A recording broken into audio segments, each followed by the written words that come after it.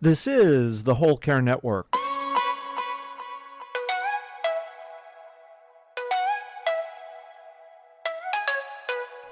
Helping you tell your story one podcast at a time. Content presented in the following podcast is for information purposes only.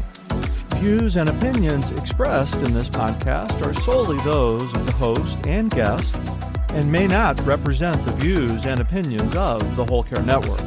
Always consult with your physician for any medical advice, and always consult with your attorney for any legal advice. And thank you for listening to the Whole Care Network.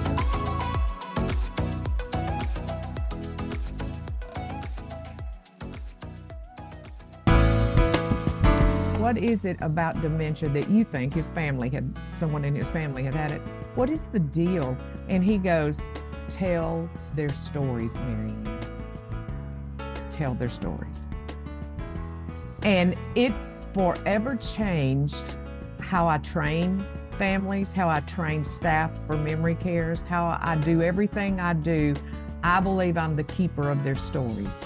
This is the Heart of Hospice podcast with Helen Bauer. Mary Anne Oglesby, host of the Aging, Angst and Alleluias podcast, is my guest today to talk about how to care for people with dementia. Whether you're a family caregiver or an end-of-life professional, the Heart of Hospice podcast is here to enhance your hospice experience by connecting you with information you can use about end-of-life care.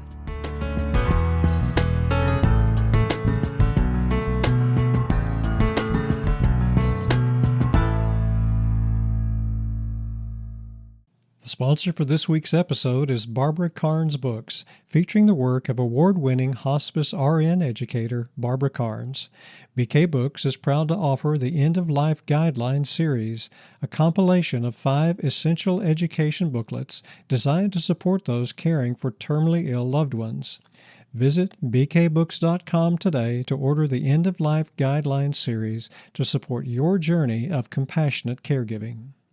This episode is sponsored by Odonata Care, creators of the Hospice Care Plan. Hospice agencies and end-of-life doulas are now using the Hospice Care Plan booklet to support their patients and caregivers. It's become a trusted resource in the end-of-life community, helping to educate and equip caregivers. Visit thehospicecareplan.com today to purchase the Hospice Care Plan booklet. My guest, Mary Anne Oglesby, has more than 2 decades of dedicated experience. She is on a mission to transform the landscape of dementia care. Mary Anne's career began as a family practice nurse. She's now a certified dementia practitioner and the co-founder of Veranda Ministries. It's an organization that's dedicated to enhancing the lives of individuals that are living with dementia. As the host of the Aging, Angst and Alleluias podcast, she provides invaluable support and education to care partners who are navigating the intricate journey of dementia care. Mary Anne is also the author of Remember For Me and A Proactive Approach to Dementia Care. So you can see she is 100% dedicated to dementia care and to dementia caregivers. This is what she does all the time. It's become her life's mission. So she's going to be sharing some personal stuff. We talked about food. She's going to be talking about the culinary changes she's experienced since she left Texas. We talked about barbecue. She also shares with me her reason for working with those with dementia and how it came through a guest on her podcast who challenged Mary Anne to, quote, tell their stories, and she says she has become the keeper of those stories.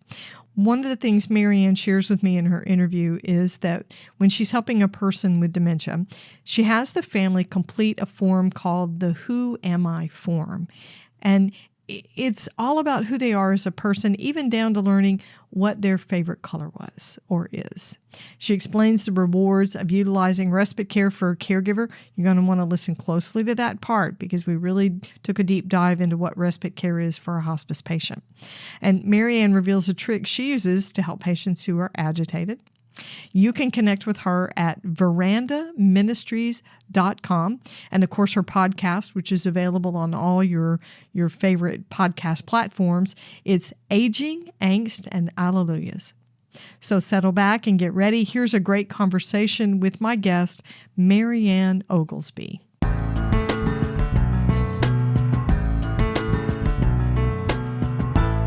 Mary Anne, welcome to the Heart of Hospice podcast. It's great to have you with me. Thank you. It's great to be here. I love it. Basically, I know you live in Tennessee, but Right. as far as I'm concerned, you're a fellow Texan. I am welcome that. home. Yeah. Oh, thank you. It's so nice to be with people of like mind. It's wonderful. I love it. I love it. We've already talked about Tex-Mex food and barbecue, right? Exactly. Which is near Brisket. and dear. Yes, and brisket, which is near and dear to the heart of every Texan, let's face it. Exactly. Yes. It's funny because when I was in Texas at South Lake, my aunt one time went to get barbecue. We all came in. I was singing a bunch then, and I was singing at her church. And so she went and got pulled pork. And I can remember it like it was yesterday. She goes, I wonder what pulled pork is, but it sounded good. How could pork be bad? Well, Right. when you come to Tennessee, it's like, nah, on brisket, but everybody knew what pulled pork was. So I guess it filtrated down to Texas and there's pulled pork there now. But she had never heard of it. Oh, that's It was funny. kind of new on the scene. I know. It was kind of weird. Well, I have to say, I've grown up eating barbecued brisket my entire life, Right. but didn't have pulled pork until the last 4 or 5 years. I didn't know about Yeah. it. Yeah. Yeah. I don't think anybody really did. It's more, and it's North Carolina, I found out when I moved here. You have to learn all this stuff when you leave Texas and, but they have a vinegar-based barbecue sauce. It's not like, I know, you're looking at me funny. That's what I thought. I thought pork dipped in vinegar. Yeah, Okay. Not my favorite. I would have to see that. I would have to try that. I don't know. I know. Yeah. I know. Yeah, I probably won't ever fully leave Texas. No. I can't do You without never it. do. You never do. Yeah, that's true. That's true. Okay, so the listeners are already starting to get to know you, but I do have a question I want to ask so we Okay. can open a conversation and sort of segue into your work and talking about our topic for today. And Sure. I'm taking my question from the End of Life deck, which is the smaller, more professional version of the Death deck. I love using these cards. They're great conversation starters. So here's your question. Okay. It says, who doesn't love a good eulogy? Start yours today by sharing one piece of advice for those left behind. So what piece of advice would you share with the people that you're leaving behind when you die? That I loved and cared about them, and that a piece of me would always be with them, and that I hope that my legacy would stand the test of time for my son and his family and my family members, that they would remember me with kindness, that they would remember me that somebody that cared. Basically, that's it. I like it. Well, Yeah. that actually is the perfect answer and question to segue into our conversation for today, because we are going to be talking about your legacy. Right. We're calling it your work, but Mary Anne, it's your legacy. Let's be real. So Yeah. you are a certified dementia practitioner. That is one of your roles. Right. Tell me how you came to work in this area as a certified dementia practitioner. Well, it's really kind of funny because it was actually, I was first certified through Teepa Snow to be a consultant. That was what I wanted to do. I love Teepa, and we're friends, and we've been friends and colleagues.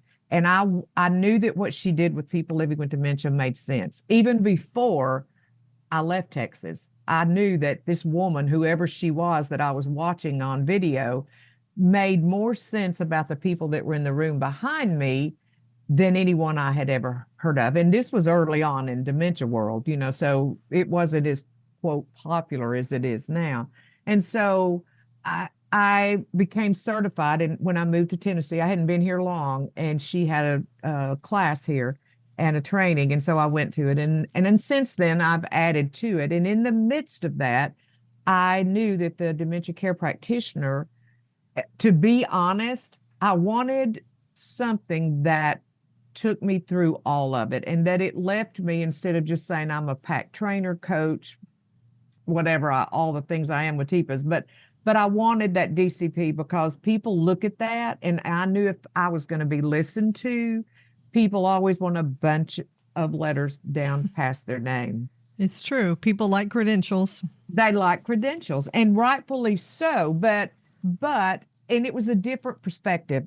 My favorite word ever is perspective. Seeing it from another person's point of view in dementia care is imperative. And so that's what I wanted to see. It was for there. And so I took their class, their course, and I loved it. It was different. But it gave me a different perspective than some of what Teepa's had been as well. And so several of us at Teepa, at Positive Approach Care, we do have dementia care practitioners, and that's how that started. Because I do practice dementia care, so it is what I do, and it's what I love, and so it just fit. But I learned a lot from that particular entity as far as dementia care is concerned. So I know you have a love for older folks and taking care of them. That's the work that you're doing. But why dementia? Why the focus on that? Because dementia it's a hard thing to witness. It's a hard thing to walk next to. And it can be a complicated, long disease, and it can be unpleasant. It's unpredictable for a lot of people. And there's so many different things you could have done with geriatrics, with older folks. Why dementia? I believe this wholeheartedly, especially in the last 5 years. Things have changed in the medical community, especially for those living with dementia.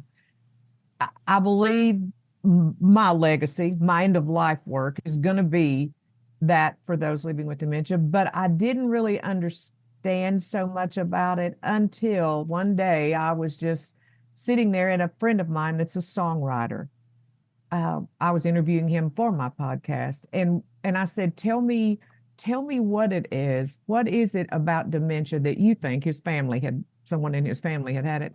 What is the deal? And he goes, tell their stories, Mary Anne. Tell their stories. And it forever changed how I train families, how I train staff for memory cares, how I do everything I do. I believe I'm the keeper of their stories. And when I keep their stories tucked in a safe place, and I can use those stories to train family members and other people that are new in the journey, people living with dementia, because I don't want to live them out. It is the stories of those that have gone before them that honestly, it is a training tool, because I can say, Miss Jones did this one day, and I want to tell you what happened. You're going to think this happened, but this is truly what happened. And so when I tell their stories that people think, caregivers, care partners think that is impossible for people with dementia to do, I've seen them do it. Just about everything everyone told me wasn't possible. And it was because I cared about them. I loved them. They know I do. And I wasn't a threat to them. I wasn't a threat to people with dementia. I wanted to hear their stories, no matter how untrue some of them were. And I have great stories of the wild tales I've been told. Even at a funeral, I told this huge, big story about how Martha's Christmas story forever changed Christmas for me. Well, when I got through telling this lovely story about World War II and her father coming home, and how she heard the whistle blow, and how she knew her daddy was coming home for Christmas, I mean, everyone in the program that I have was sobbing. It was like the best Christmas story. You could not write a better one. Well, when I spoke at her funeral, I told that story, and people cry, Well, the daughter come up to me afterwards. She goes, well, I have to tell you something. I appreciate that story, but Mama got you. She said, that did not happen. And I said, are you kidding me? And she said, well, part of it did. Her daddy was in World War II. She did live in a 2-story house. He did come home on the train. But see, I look at it like this. In Martha's mind at that time in her journey, she knew it was Christmas. because I made sure they knew it was the holidays. And how do we celebrate that? What did we celebrate? And so it took her to a place in time where she was happy. And that was the fact that her daddy loved her, that he had come home from the war. They were all worried. And when I threw Christmas in there, in her little mind, in her brain that was all tangled up, she told this great story. But I can't tell you how many people have learned from Martha's story that even her daughter goes, even though that wasn't completely true, it gave me the heart of my mama. Oh. And so that's how I prefer to look at training people with dementia and how I do what I do, because it is truly, I'm the keeper of their stories. And those stories will help another family. Let me tell you what Martha did about Christmas. I tell it to a lot of people. So when I tell a family that's new in the journey, they go, oh, I get it. Yeah. I get it. She can remember some things, but it's up to me to pull it out of her. And it makes the journey a little easier. Everybody wants to be heard and seen and listened to, regardless of whether you have dementia or not. So having someone listen to your story and to tell the story, that's actually part of advocacy for someone with an illness or dementia, an illness of any type. But right. Advocacy is a big thing when it comes to dementia, especially end-stage dementia, because these are folks that have gone beyond the ability to be advocates for themselves in any effective way. Right. So, right. And you do this a lot in your daily work. Right. So what would you say, how would you describe the unique advocacy needs for someone who is dealing with end-stage dementia? What does advocacy for those folks look like? You know, I've worked with hospice agencies ever since I've been in dementia care, because eventually they're going to end up on hospice. Right. But I feel like that you have to know that person. You have to understand that dementia, Barbara Carnes says it best, people with dementia die differently than people with COPD or cancer or anything else. And so they have their own way of leaving this planet. And by golly, they're going to go that way. And so I've seen it done well. I've seen it done horrible.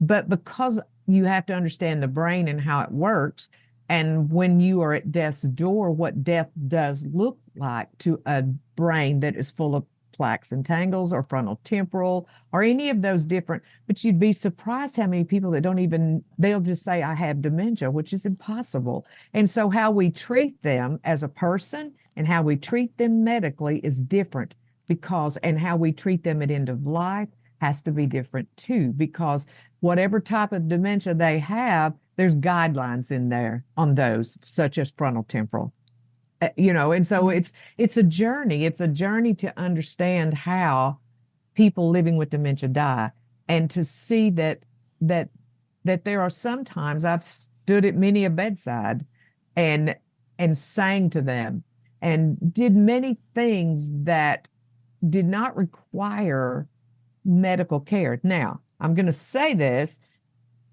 we make it too hard for people living with dementia to die. We don't know their stories, and so we don't have anything to draw from. And there's one reason why I created I have a new Who Am I sheet that I require everyone to write. And even when they get diagnosed at the very beginning, I want that person living with dementia to sit down as a dementia doula and me, and we're going to talk about, who am I? Who was I? About me. What is it about me that you want me to know when you can't tell me anymore? What are those things? And it was weird, like, what is your favorite color? I was speaking at a senior adult event, and I have made them go through this with me as my topic. And I said, can you tell me what your mother's favorite color is? And they all just looked at me. You would be surprised. Now, I knew my mom's was purple. So when she passed away, honey, she looked like a big grape, a Concord grape. Everything was purple. Everything was purple. Everything was purple because she loved it. We added a little pink and green to keep it from being so, but I knew that that's what Mom wanted. And so I took her best purple outfit that she loved the most. But you would be surprised that people didn't know their parents' favorite color. And so then I asked, they're all younger people in their medical journey. And I said, so what is your favorite color? And does your children know your favorite color? Because when Mom died, we knew we had done the one thing that she loved, and that was how she looked. And what was her favorite color? What was her favorite music? And so the next day I was at another place after this whole big thing, and there was a man sitting there that was over an end of life in-home care program. And he said, I have got to tell you something, Mary Anne. He goes, I called my mom. She's 94. Now he was in his 70s. So he was an older gentleman he too, was up there in age. He was up there in age. And he said, I said, and he goes, Mom, what is your favorite color? And she goes, have you lost your mind? Why are you calling me? She was spry, what my favorite color is. He said, because I don't know. And neither did his sisters. Oh, that's funny. And none of them knew something as simple as that. And yet to me, at end of life, those things would count. I could take in a big vase of purple lilies to my mom and her whole face would brighten up. It isn't always the medical things as a doula.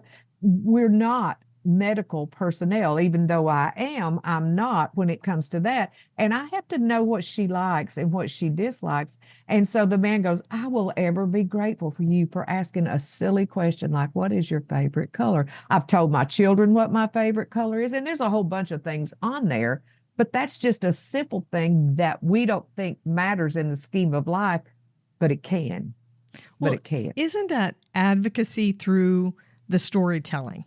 Yes. Right? It's getting to know that person. I think so many families, they have the family stories of what your mother did when she was younger, what your dad did, your siblings. Mm-hmm. But a lot of times I think the individual identity of that particular patient gets lost. Individual things like, she always liked to wear floral dresses, or this was her favorite color. When she was a kid, she took a trip, or she was a teacher, things like that. I think sometimes that kind of storytelling advocacy, because it is advocacy for them as a person. It's advocating for their personhood. I think those stories get lost sometimes. They do. And I think it gets up into, well, what medication do we want to give her? When she's agitated? But sometimes, and I've seen it, now I'm just telling everyone, I have seen agitation where you had to have medication. It was out of control by then, depending on the dementia you have. But I've also seen it when all I would have to do is say, now answer me this question. I remember that you worked in a bank. Yes, I did, but I'm not going to talk about banking. And I said, okay. So that meant you have counted money, because I knew she loved count money. And she counts her own money at the program I have. She'll take out her wallet and sit there and count money, and said, well, I'm going to let you count my money for me because I'm not good at that. And I turned it around to where it would be something she could help me. And by the time you get through with that conversation and chase enough rabbits, as we say, by then the agitation had left. And it was simply because for some reason, something clicked in her brain and she was mad and she didn't know how to get out. Mm-hmm. And so you learn those stories. It's an avenue to get in and get out really quick. And she did fine once we got off of her and onto something that she loved to do. And I think that's where we fail, especially in hospice, not fail, because I don't think there's ever a failure, but we have to know that person. And in order to do that, we have to know. And one of the questions I ask is this: what kind of relationship did you have with your father? And the reason I say that is myself, because I don't know who my real father is. So if someone comes in misguided and starts talking about, but you'll get to see your father when you get to heaven, won't that just be a glad reunion day? And the fact of the matter is, I will probably be mad at you pretty good, because not because I don't want to know or that I want to see him, but the fact that I don't know and I feel betrayed. And so that betrayal well side of me, even with dementia, you never know, you can't tell. And then I'm mad for the rest of the day, and everybody's wanting to give me a pill because I'm acting ugly. Well, I'm mad. Right. I'm mad. Not every intervention needs No. to be a medical intervention. No. And to be able to provide an intervention that's not medicalized, Right. it has to be personal. It does. It has to be personal. And the only way to do that is get to know people. You have to know their stories. We may have just solved the problem, all the problems just in that particular conversation right there. Yeah. But it's how we are even without dementia. True. What makes me feel good? I went on a trip last week because my friend had died that lives in Austin. And so the only way I knew to fix it, to make my broken heart and my friend Rhonda's broken heart feel better, was to go on a trip like we all three used to do. Well, where did we go? We went to see Laura Ingalls Wilder's home in Missouri, which there's nothing there but her home and stuff. But anyway, it was a quiet couple of days.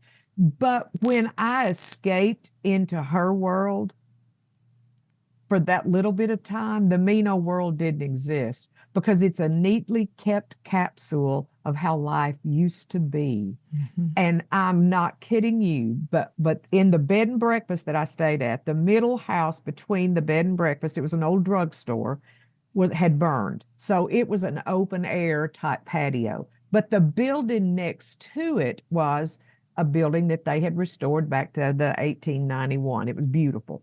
And when Rhonda and I got out of the car and we walked up and we were looking on the plaque on that empty building, it said the Spence Building. That's what we called Pat Spence, was Spence. Oh. And I went, well, we both just started crying. And I said, but isn't that fitting? We came here to get away from it, but yet there she is still watching over us. And so it's those relationships, that relationship-based care that we had, that we knew what to do, but we didn't know that building was going to have Spence's name on it. And it was just a great couple of days. And because we knew her story, we had a grand time to talk about all the funny things she did, like stealing your bacon off the plate. I'll never see bacon again. And so that's the kind of things that we have to know about our loved ones. What made mama happy? What made my husband happy? What made my dad happy? What made all those things? And we keep their stories and we use them at the appropriate time, because death is fearful. They know something's happening to themselves. Mm-hmm. They just can't tell you. The brain is backfiring on them, and they can't tell you, I'm scared. Yeah. That's when we become the memory keepers and the advocates. We're the memory keepers. Yeah, we're the keeper of their stories and their memories. I hope you're enjoying this episode. We're going to pause for just a minute. My guest has more to share. Want to learn more about caring for someone at end of life? Discover the End of Life Guidelines series by Barbara Carnes. Here's Barbara Carnes to tell you more. There is a normal, natural way of dying. My materials are written to guide and support anyone who is addressing end-of-life situations. The goal is to help people have a positive experience so families will have a sacred memory to carry with them. The End of Life Guidelines series prepares readers for the natural, normal process of dying and grief. It's a compilation of 5 of our most popular books, including A Time to Live, Living with a Life-Threatening Illness, The 11th Hour, A Caring Guideline for the Hours to Minutes Before Death, Pain and End of Life, What You Need to Know About End-of-Life Comfort and Pain Management, My Friend, I Care, The Grief Experience, and the most widely used hospice book, Gone From My Sight. To order the End of Life Guidelines series, visit bkbooks.com. This series is available in digital format, and volume discounts are also available. Just visit bkbooks.com. If you're a hospice caregiver looking for resources to enhance your care, look no further than the Hospice Care Plan, A Path to Comfort. Available in both English or Spanish, this invaluable resource is designed to support caregivers in providing the best possible care for their loved ones. The Hospice Care Plan for Modonata Care now has integrated QR codes in each section of the booklet. Readers simply scan the code with a smartphone, and a free playlist of videos provides practical tips for caregiving and symptom management. It's like having a personalized guide at your fingertips. Caregivers will find 150 videos offering expert advice and practical guidance to navigate every aspect of caregiving. Hospice agencies and end-of-life doulas are now using the Hospice Care Plan booklet to support their patients and caregivers. It's become a trusted resource in the end-of-life community, helping to educate and equip caregivers. Visit thehospicecareplan.com today to purchase the Hospice Care Plan booklet. Empower yourself and the ones you care for with a Hospice Care Plan, a path to comfort. That's thehospicecareplan.com. So let's talk about respite services. Okay. This is a big part of what you do. It is. And I want to focus on this because we use the word respite a little bit differently in hospice. Right. But it's an important component for every caregiving situation, right? Respite is basically rest, time away from your caregiving responsibilities. And in hospice, we offer a level of care that's called respite. People can get up to 5 days in an approved facility, not to get too much into the regulatory part, but it's all covered by the hospice agency and there's no cost to the patient for that. Right. Why are respite services so important for a caregiver? Not for the patient, but for the caregiver. Right. Well, for the caregiver, you've got to have space and time. You just do. I mean, it is a 24/7 job. It is, I can tell you this, that when they get respite care, when the people living with dementia get respite care, the family is much happier. The family trusts me. The family trusts you as hospice workers to care for their loved ones. And it's kind of like that trip to Loringo Wilder's home. You have the ability to get away from a situation.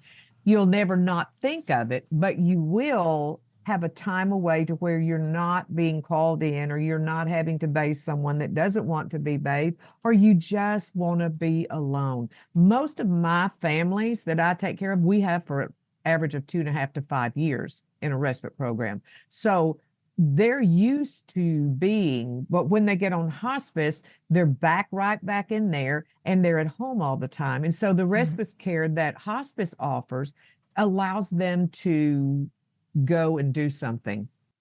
Right. My respite keeps them tied to home unless we have a caregiver. So I think respite care, as far as hospice is concerned, is probably one of the most gratifying things that I get to offer a family, is that if you get on hospice and something, you want to go somewhere for a weekend, you can do it. You can do it. In my experience as a hospice nurse, I've seen a lot of caregivers that said, we understand respite, we know we need it, but I don't want to do it. What are some of the reasons you would say that caregivers say, I'm not going to do respite, I can't, I won't step away from this? What are some of the reasons caregivers don't want to utilize it? I think they're scared. Number one is fear, and fear rules a person with dementia or the loved ones that have dementia. The families are afraid. They know how they act around people they don't know. And so you're putting them in an environment where they know no one. Right. And most of the time, the people there at the respite don't know this person either. So for dementia, especially, you're taking them out of an environment they feel safe in. You're placing them in another environment that is not safe for them in their minds. And sometimes they're not safe for them, because the one that we have, I use it all the time, but most of the time I have to provide a caregiver for them to be able to stay there alone. So it doesn't really, but at end of life, the respite care is amazing. But it gives a break. That's the best thing I see. And I think they're just afraid no one can take care of them like they can. They don't know them as well there, and they don't. But like I said, when you have enough documents in your hand to show somebody the story of that person, then you can give their story to that person on respite and say, this is my mama, this is my husband. It's a piece of paper, or 3 or 4 of them actually, that lets you read who this person is, and this is who he is. This is how he is. I think we ill-equip people with hospice to take care of them because we don't know ourselves. And when you have something in your hand that'll show them, Mom hates, this is simple, scrambled eggs. Right. So Right. she's going to quit eating if you give her scrambled eggs for The breakfast. little quirks. Dad can't lie on his right side. He's not comfortable. Exactly. Don't put him on his right side. Yeah. It's exactly that. He doesn't like country music, so don't have the person come in and turn on the country. In Nashville, it's all about country music, but you'd be Right. surprised how many people don't want to hear it. They either want gospel, or they want classical, or they want jazz.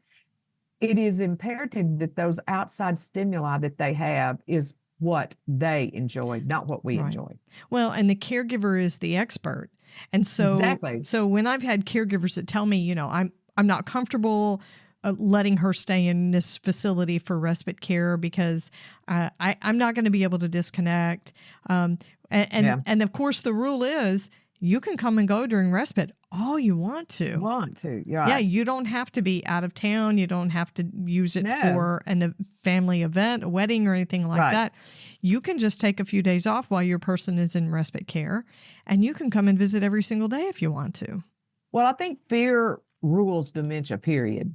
The fear of it, the fear of doing it, the fear of a family member. How am I going to do it? It is a fear factor out the roof, especially if you have a frontal temporal, because I did have to help place Ricky, who had frontal temporal, and his wife goes, he won't do it. He won't do it. He will not do it. The behavior can be unpredictable, and they know what's going to take place. And I think some of it is the caregiver knows how they feel when that happens. So they cannot imagine a staff qualified enough. If I can't meet the needs as his wife, they can't. And that's not generally always the truth. Sometimes the staff can meet the need better than the family. It's just heart-wrenching. It's another one of those cut my throat type events where you go, how come he won't let me do that? I can't tell you how many families tell me, why does my husband love you more than he loves me? Oh, because he cooperates with the staff to let them do something. Yeah. Yes. How hard is that for a caregiver, right? Oh, it's terrible. And eventually I go, look, he likes who I am. He likes me. He loves you. There's a difference. Yeah. But when he says he loves me, he's actually saying, I'm not in love with you, Mary Anne. I love how you help me be me. Right. Well, we also know dementia patients, especially those with the more unpredictable behaviors. Right. They love something one day and then the next week they don't. They change and their responses can be erratic. So yes. Every day is a new day because the brain is getting sicker every day. Right. It's doing its own thing. I tell families, my dad was on a farm and there was spark plugs in old Chevrolet pickups. Well, when that pickup would start up, it would start backfiring. And I could hear Daddy just kicking tires and so mad. He said, I'm going to have to change these blankety blank spark plugs again. And I learned that there was a disconnect when that truck started as a child. And if that spark plug did not work, that was going to send out a loud, like a gunshot, and the truck wouldn't start. It's kind of that way with the brain. It's disconnecting, it's backfiring, and it can't process data like it used to, and it never will process it. But we have to figure out how to get in there and get that to happen. So yeah, it is so hard for people to understand the disease, and we dehumanize the person. Yeah. You forget their personhood. So yes, another reason that I have seen caregivers decline to use respite services because what if the person dies while they're in respite, which is legit, right? I would never say, oh, you don't need to worry about that because I cannot know that. No, I cannot know that. Now, does respite make people die? The answer to that is no. But it's No, a legitimate concern. When you have somebody it who's is. in stage anything, Right. right, it is still a legitimate concern. What would you tell a caregiver who really needs to take respite for themselves, right? Because respite's all about the caregiver, but they are Right. concerned that their loved one would die while they're in respite care. What would you say to them? Well, I'm pretty honest with my families. And so I would say, we don't know what that day's going to look like. And we don't know that day that's going to come. No one does. No one on this staff knows what's going to happen. We don't know what's going to happen tomorrow. So I always tell them, say what you want to say, love on them. I always want them to make it feel like that might be the last time I see my hospital stay, whatever stay it is. Go live with a family member for a little while. Families switching up. You don't know what's going to happen. And we can't answer that question. I would just say there is some things in this life, I'm gut honest with them, that I can't tell you. It could happen. Does it normally happen? No. Has it happened? Yes. Yeah. I don't have the answer for that. But you as a person, he would tell you, always try. He would tell you, get some rest. Get some That's rest. good. Yeah. I mean, it's a legitimate concern, right? It We never is. want to invalidate that No, because it is no. legitimate. Have you ever had somebody in respite services that died unexpectedly? Well, no, but they did fall and break their hip. And that's another concern that caregivers have. What Right. if mom falls? What if there's an accident? And the reality of most of those situations is, what if mom falls and breaks a hip when she's with you? Exactly. This It's gonna environment isn't happen. it? Yeah, right. It's based on mom's status, not necessarily that you've put them in an Right. unsafe environment. But I get caregiver anxiety. It isn't unsafe to place them there to me. It is the fact that they're taking someone that cannot process reasoning skills. So they're going to be agitated just in a new place. And so the gentleman that died, he broke his hip bad, and they opted not to even fix it. Mm-hmm. And so, because that wasn't going to create anything but another caregiving trauma. And so they didn't fix his hip. And of course, he passed away fairly soon after that, but he did get to go home. And I always tell him this too, this is temporary. Right. Nothing is written that you couldn't come get them if you see him plummeting. You are still in charge. Right. Right. We're still going to communicate with you. We're still going to communicate, and we're going to make sure that he's given the best care possible. And sometimes I go, just like you do. You give him the best care possible. Right. We want to equate what we're doing Yes, with what you're doing, right? Because we Yes. always want to match. We always want to match what they're doing, right? Exactly. It totally makes sense to reassure a caregiver. But I understand the fear that comes with that. But you bring up a really excellent point. So to my listeners, if you are a caregiver and you are so concerned about respite and being away from your person, hospice will pay for 5 days. You don't have to use all 5. If you don't like it, if you feel like it's a bad fit, or you just don't want that many days, you can only use 3 if you want to. It's entirely up to you. Nobody will force you if you say, we're going to use respite, that you have to have your person in the respite facility for 5 days. And I think that's good for people to know there's an out. Because if you get into it and you think, man, this just doesn't feel right, I don't like the separation, I don't feel like he's thriving there, even if it's just for 5 days, take him home. Right. Yeah, we can do that. One day I have a client that was in respite care, and she didn't come to my program. I was just a doula for them. And when I went in, she was just agitated. She was just so agitated, the mom was. And Sue goes, I don't know what to do. And of course, she wouldn't leave. She was staying there. But that's okay. It was just her and her mom. That was going to be the issue they were going to. So anyway, we're sitting there talking, and I learned this trick from a hospice house that I dearly love in Nashville that is an Omega home. And they only keep 4 people at a time, which I love the concept of Omega homes. And so Kim, when the lady I was with, my client, Kim was the nurse there. Kim and I have become great friends. And she was sitting there, And they said something to me, and I had never heard it in all my years of doing this. She was just fighting her clothes. Now, this was a Catholic house. It was a Catholic hospice house. And so she was just agitated, you know how they get, and she had dementia. And so she was tormented by what had happened to her. Well, Kim comes in, she said, "Can I tell you something?" And I said, "Sure." She goes, "I want to try something." And I said, "Okay." She said, "I think we need to take her gown off. Are you offended by that?" And I said, "No." I had full charge of her. And I said, "No." I said, "So," she goes, "Think about this, Mary Anne. We come into this world naked, and we're not leaving with clothes on. And I want you to know we took that gown off of her, and they went and got her beautiful blanket. And they laid that soft blanket against her skin, and her arms were down. I mean, she was close within 24 hours of death, and she was still just agitated. And so laid that blanket.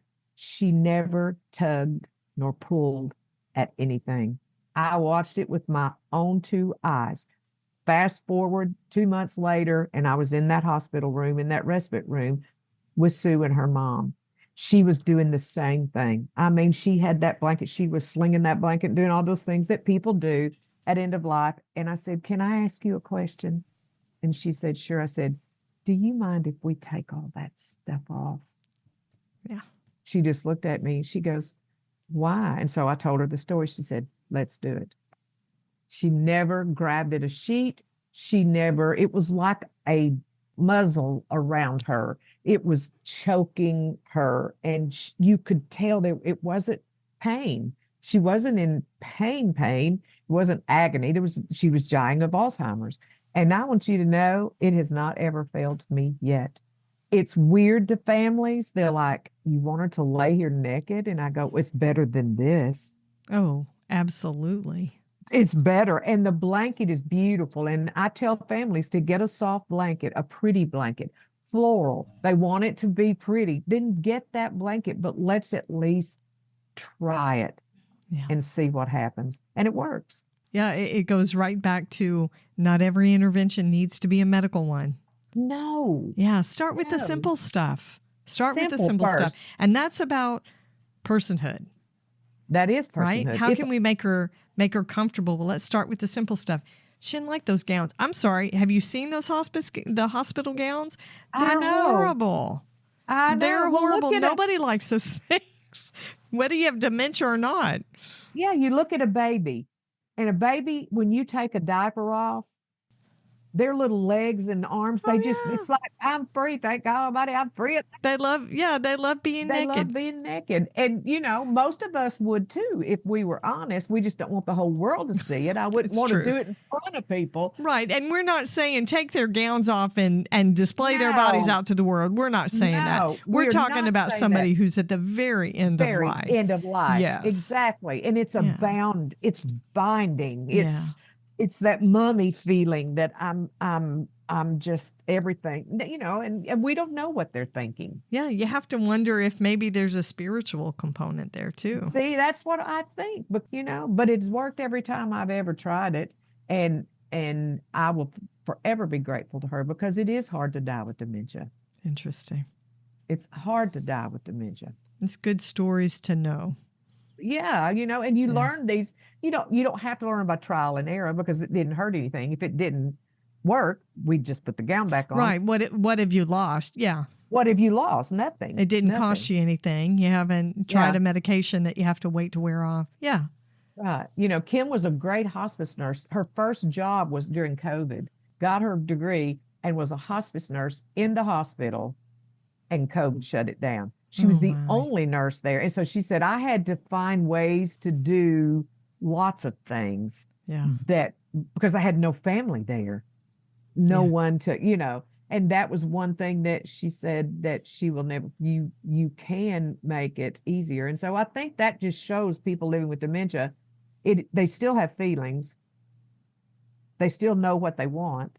Right. I always say this, I want what I want when I want it and how I want it. That's the motto of being dementia, period. Yeah. I want what I want when I want it and how I want it. They still want to be comfortable. They still want to be comfortable. Yeah. They still want to do what they want to do, just like you and I will. Yeah. Mary Anne, with all this work that you're doing, we know it wears and tears on us, right? Yes. There's a toll that it takes on us. What self-care habits do you have for dealing with the compassion fatigue that you have to be experiencing in your work? You do. And, I had a friend who passed away the other day, and I've been their doula ever since we started. I moved here. I lived in the town where they did.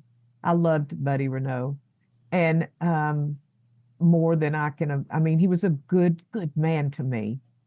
And so the goal was that Mary Anne was going to fly to Houston. They'd come pick me up when the time came, and I'd be there with them. Well, that didn't work. And so when he died quickly, which I'm certainly glad for, this is one of the busiest weeks I have coming up, but I would have done it. And they said no, because I had planned to go in August. Well, they asked me, they said, would you please just wait and come and then take care of Mom while you're here, and y'all go do the things you used to do.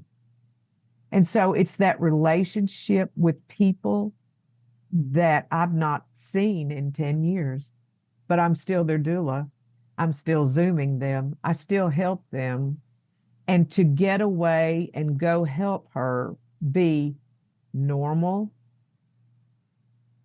if we can, to gain her life back, that kind of is what makes me feel good, because until I can say and do the things, and we'll go do the fun things, go to bed and breakfasts, go to antique stores, all of which I love. And I can't think of a better way to end that journey than to take care of Marie, because that's what Buddy would want me to do. So the closure, yes, and that sort of send off, that sort yes, of benediction, is a form yes, of self-care for you? It is, to a certain extent, because Yeah. I can then say, I did everything I knew to do to help somebody that had helped me many times when I was in Nacogdoches in bad situations. But I couldn't be there for the goodbye, but I can be there for the new hello for Marie. And that's a new life without the man she's loved her whole life. And so I think, and I love history. And so she loves history. And I do like to do certain things, which would be historical things. I love all of that. I mean, I was raised in the South, I love traveling and doing things like that. But I love the connection with that family at the end. And then I can go and say, okay, I finished that. I can close that file, so to speak. Yeah. And say, you know what? I've done all that I can do. And it does make me feel good. I do. I mean, I like to travel. Everybody likes to travel and go do things. But I also like to be finished. And I want to finish well myself. And I know they want to finish well. And their loved ones trusted me to care for them and trusted me to take care of their family when they're gone. Yeah. It's part of the legacy and the storytelling. It's part of the story. It's Yeah. part of the story. Wonderful. Mary Anne, how can my listeners listen to your podcast, and how can they find you? Okay. We're on verandaministries.org. We have a new website up now, and that's where my respite program is. But we have a grief support. We've hired a new grief support counselor. We've got the podcast is on there as well. Podcast is on all podcasts, Apple and all of the rest of the podcast hosting. And it's Aging, Angst and Alleluias. And the reason we named it that was because we age. So we talk about aging, like with the drugstores that's on this week's. And then we talk about the angst. And I can get caught up in an angst really quickly when it comes to people living with dementia, because I feel like we make it worse than we should. And so And then the Alleluias is when a story does turn out well. And we can all sit around and go, we did well. We did well. And this is what happens when you listen, and when the person living with dementia is treated with dignity and respect. There's a great hallelujah there, because it doesn't happen. It doesn't happen. I've been really nice on this podcast, because lots of times It's not always good. I know. It is not always good. More times than not, it's not so hot.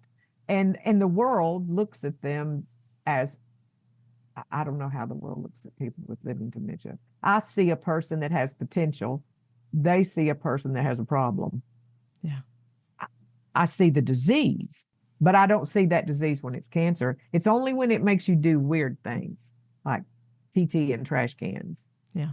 You know, There are good moments. There are good moments inside those things. So those are your alleluias.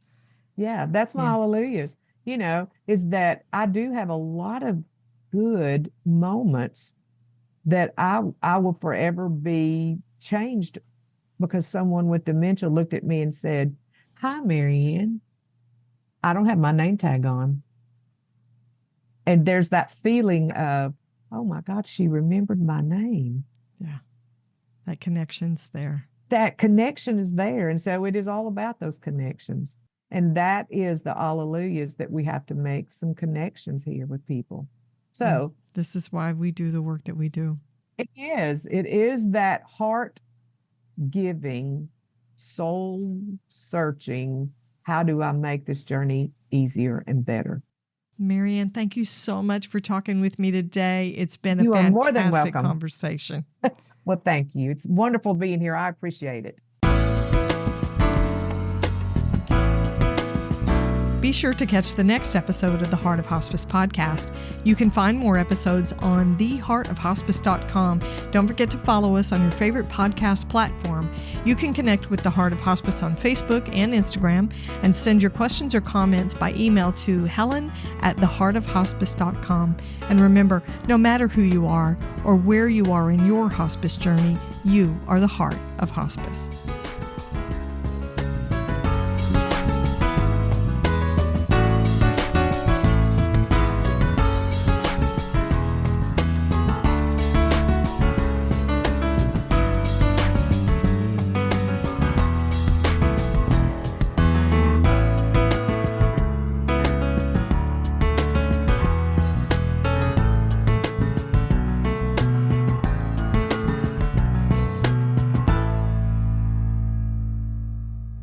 This is the Whole Care Network.